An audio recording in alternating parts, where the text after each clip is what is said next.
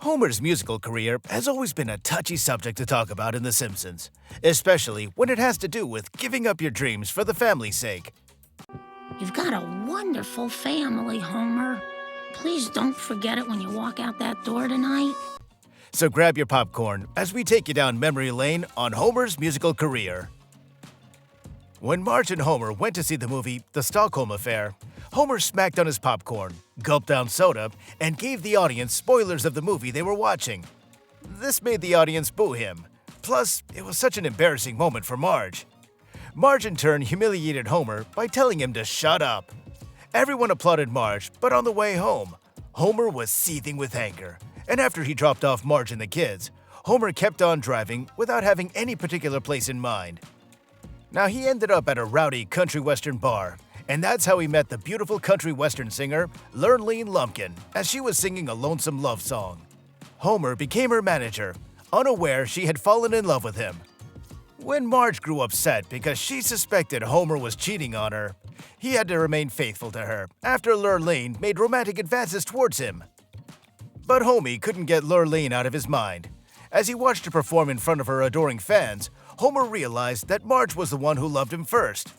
So he sold Lurleen's contract to a music promoter for $50 and returned home to his wife and family. Marge and Homer watched on the television as Lurleen sang about how lucky Marge is. In this episode, we watched how Homer gave up the celebrity life due to the love he has for his wife. Now, after Bart found an album cover with Homer's face on it, Homer reminisced how he became a Beatles-esque sensation with Apu, Principal Skinner, and Chief Wiggum in the mid-1980s. Bart, look! It's Dad! Homer said that his group was a barbershop quartet, which was popular everywhere, even at church. The group initially started in Springfield, but quickly found national fame after their new agent, Nigel, approached them and said everyone in the group could sing, except for Chief Wiggum, who was to village people. Barney later replaced Chief Wiggum, and the group had also considered various names to call themselves, deciding their name should be witty initially, but should become less funny each time you hear it. They finally agreed on calling themselves the B-Sharps. Unfortunately, while the B-Sharps became popular, Marge had problems raising the children, and the B-Sharps had problems of their own. The rest was history, but you should already guess how this has affected Homer. Homer drove Bart, Lisa, Nelson, and Milhouse to school. During the journey, he listened to an old track of his, the Grand Funk Railroad track, and was shocked when the kids said that they'd never heard of it. Eventually, he got to a music store and was shocked to find out that his music was classified under the oldies section. Various flashback episodes of The Simpsons have shown Homer to be a largely lazy and underestimated young man with brief flashes of talent, such as in gymnastics, as revealed in Season 9's Bart Star, being snuffed out by an uncaring world around him. Throughout his young life, Homer was shown to have a deep-seated appreciation for music. In the episode, How I Spent My Strummer Vacation, Homer even got the chance to live a rockstar life once more, thanks to a rockstar summer camp his family sent him on. Homer also planned to write a Christmas carol, and he wrote a tune called Everybody Hates Ned Flanders, which gave him overwhelming success. As the popularity became unbearable, the family went on a vacation to a dude ranch. We see Homer always struggling when fame gets to his head, as he doesn't want to let it get between him and his family. After the Simpsons got sick from organic food, Lisa used her singing voice to comfort them. And Homer saw his daughter's talent as a chance to compete on a reality talent show for kids. At the competition, another child, portrayed by guest star Fantasia Barrino, sang a perfect version of Lisa's planned song, Hushed Little Baby. Well, Lisa got scared that she wouldn't perform well, but Homer came to her rescue by going to the nearby music store and writing a song for her to sing. She sang the song, which delighted the crowd. During the knockout stage, Homer became Lisa's manager, making things easier for her. Now the competition progressed and contestants were eliminated, leaving just fan favorites Cameron and Lisa in the final to take place the next day. However, Homer's aggressive treatment of the staff at the competition made Lisa ruffled, and as a result, she fired him as her manager, causing him to be uncomfortable. Well, later that night, as the rest of the family ate dinner, Homer entered to announce that he'd become Cameron's manager. Lisa was crestfallen that Homer was irritated with her. The touching part was during the last competition when Lisa sang a song that she had written herself called Always My Dad. dedicated to Homer.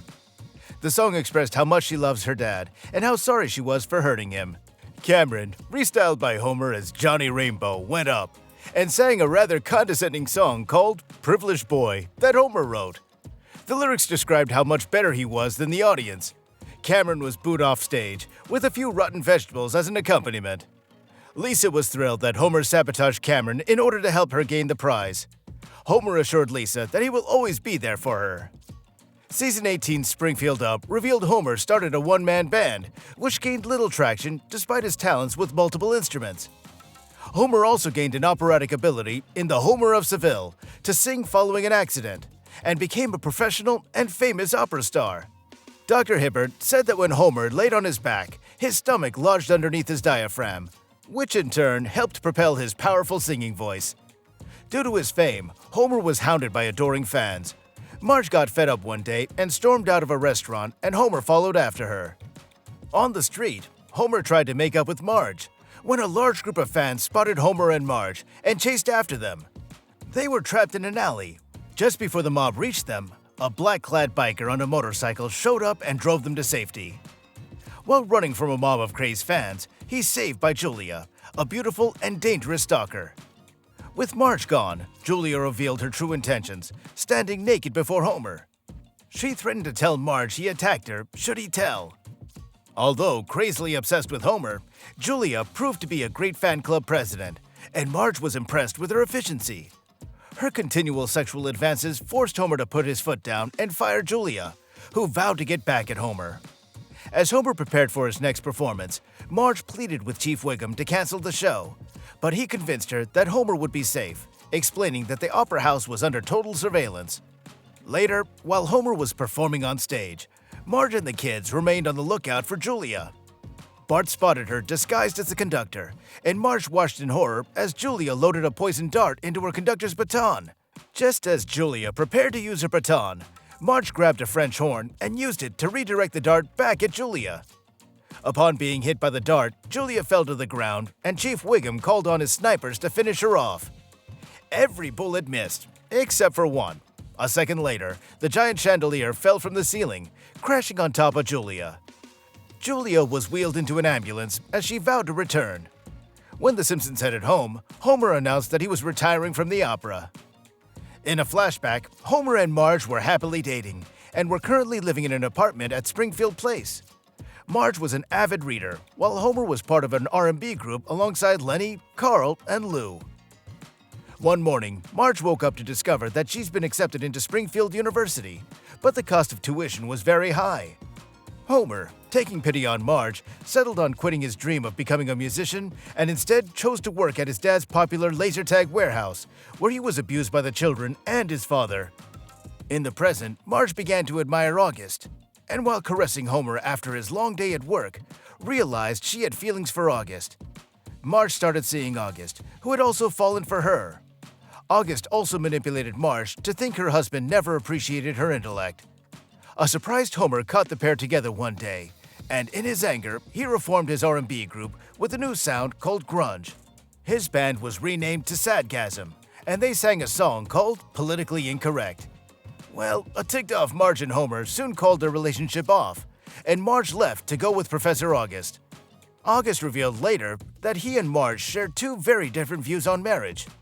After the two argued, Marge broke up with him, and when she was watching TV, she was surprised to see Homer made a song dedicated to her, called Margarine.